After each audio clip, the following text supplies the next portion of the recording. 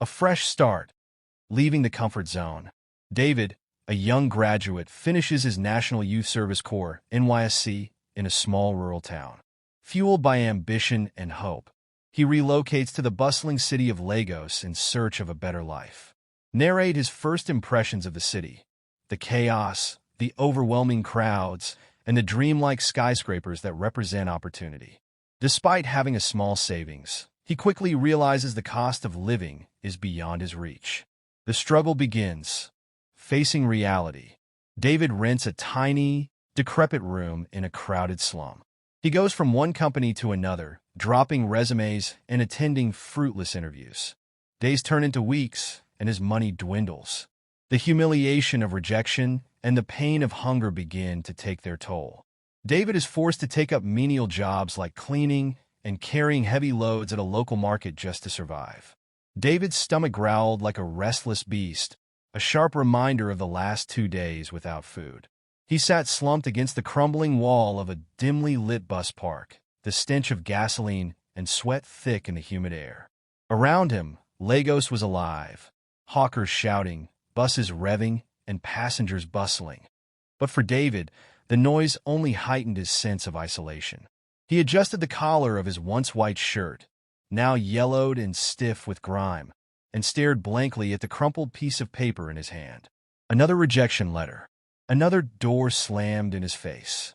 His dreams of a better life in the city had withered into nightmares of hunger, failure, and crushing loneliness. 6 months ago, David had stood tall in his village, a graduate brimming with optimism. His parents had hugged him tightly as he boarded the bus to Lagos, their faces lit with pride. "Make us proud," his father had said. "You're the first in our family to wear a cap and gown. The city will welcome you." But the city had not welcomed him.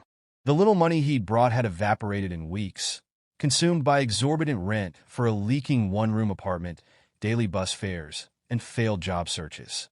Soon, the polite rejections turned into outright indifference. The weight of his degree felt like an anchor dragging him deeper into despair. "Can I even catch a break?" he whispered, crumpling the paper in his fist. The sun dipped below the skyline, casting the streets in shadows. David pulled his knees to his chest, shivering as a cold breeze swept through the park. His thoughts turned dark, a relentless loop of shame and hopelessness. How long can I live like this? Is there even a way out? A loud crash jolted him from his thoughts. Across the street, 2 street boys were fighting over scraps of food, their growls and curses echoing in the night.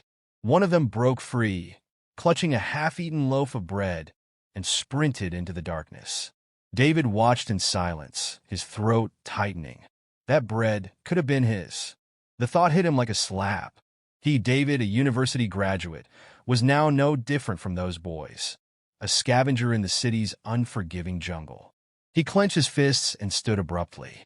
The world spun for a moment, his empty stomach protesting the sudden movement. But he steadied himself and began walking, his steps purposeful, though his destination was unknown. As the night deepened, David wandered the streets, his mind racing with memories of better days. He passed by a restaurant where laughter spilled out along with the scent of fried meat. His stomach clenched painfully, but he kept walking. Hours later, David found himself standing on the bridge overlooking the city. The lights of Lagos sprawled endlessly before him, glittering like a sea of diamonds. But to David, it was a cruel mirage, a city that promised everything and gave nothing. He leaned heavily on the rusted railing, his mind a storm of conflicting emotions. As the river below flowed silently, he wished his thoughts could be as calm. His fists clenched and unclenched as he fought the urge to scream. Then, as if on cue, a commotion stirred in the distance. David turned to see 3 figures darting through the shadows beneath the bridge. Their hurried movements and hushed whispers piqued his curiosity.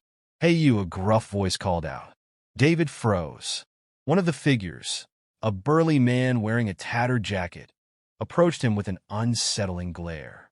His 2 companions, wiry men with suspicious eyes, hung back but watched him intently. "What are you doing here?" the man barked, stepping closer. David hesitated, his heart pounding. Nothing. Just passing through. Passing through? The man's lips twisted into a sneer. This isn't a tourist spot, my friend. David stepped back instinctively, his senses on high alert. The man's tone was laced with menace, and the other two began to inch closer, flanking him on either side. Look, I don't want any trouble, David said, raising his hands. The man laughed, a harsh, guttural sound. Trouble? You think trouble is something you choose? Before David could respond, one of the wiry men lunged forward and grabbed his arm. David struggled, fear surging through him as he realized he was outnumbered. Let me go, he shouted, his voice echoing in the empty night. The man holding him tightened his grip. You're going to help us with something, friend, he said, his tone mocking. Suddenly, the sound of approaching footsteps filled the air. A sharp voice cut through the tension. Freeze! Police! The three men bolted instantly, their shadows disappearing into the darkness. David, stunned and trembling, stood frozen as two police officers emerged from the shadows, their torches blinding him. Put your hands where we can see them, one of the officers barked. David raised his hands slowly, his mind racing. Wait, I'm not with them. Shut up, the second officer growled, grabbing David's arm and twisting it behind his back. David winced in pain. Please, I didn't do anything. They attacked me. The officers weren't listening. They frisked him roughly, finding nothing but a worn wallet and the rejection letter he'd crumpled earlier. Why are you hanging around here at this hour? The first officer demanded, shining his torch directly into David's face. I was just thinking, David stammered, his voice shaky. Thinking? The officer scoffed. Do we look like fools? Only criminals loiter under bridges at night. Before David could protest further, he felt cold steel snap around his wrists. The sharp click of handcuffs sent a wave of humiliation through him. You're coming with us, the officer said, dragging him toward a waiting police van. David's protest fell on deaf ears as they shoved him into the back of the vehicle. The door slammed shut, leaving him in darkness. His heart sank as he realized the gravity of his situation. He wasn't just a man down on his luck anymore. He was now a suspect, caught in the jaws of a system that cared little for innocence or context. As the van sped off into the night, David's mind raced. How had it come to this?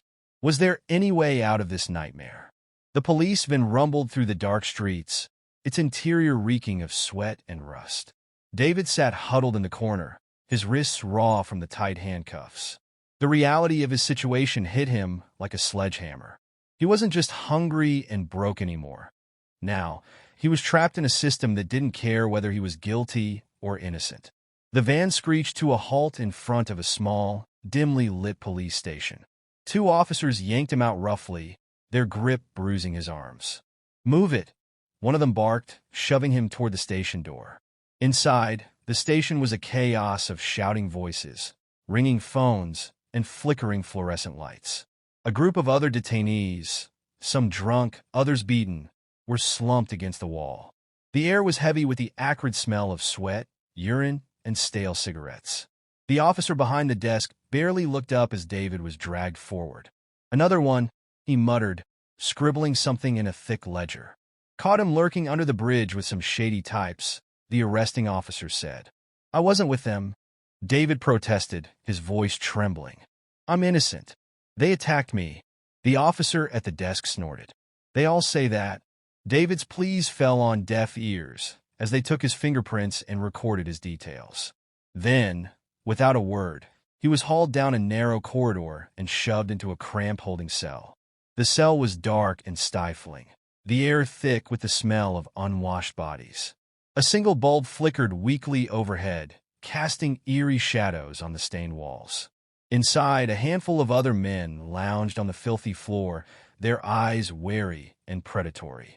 David hesitated at the threshold, dread pooling in his stomach. Get in, the officer barked, pushing him forward.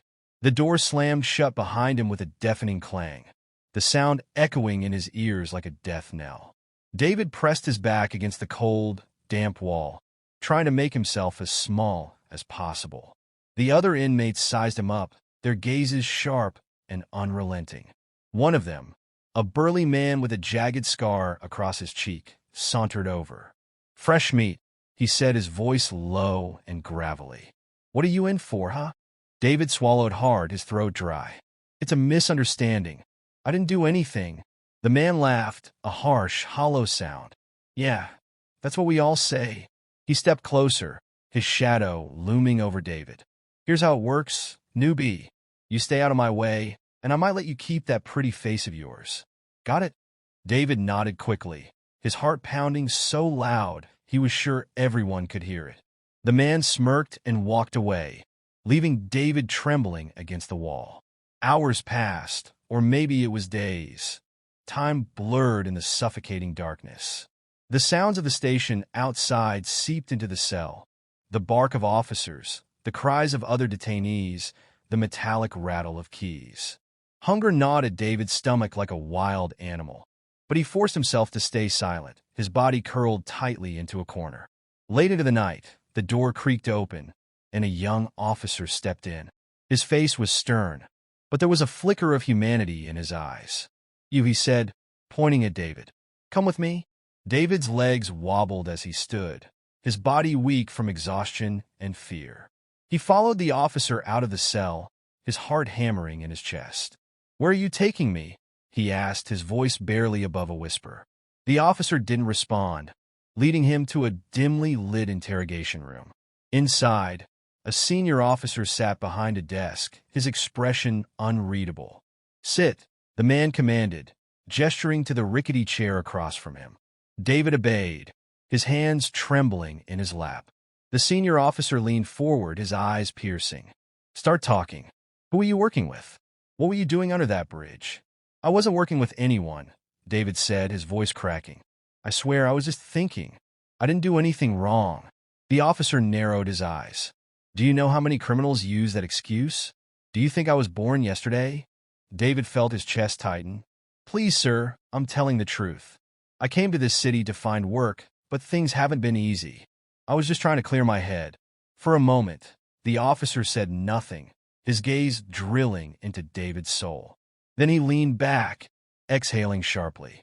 "Whether you're guilty or not, the fact is you were at the wrong place at the wrong time," he said. "And in this city that can ruin a man."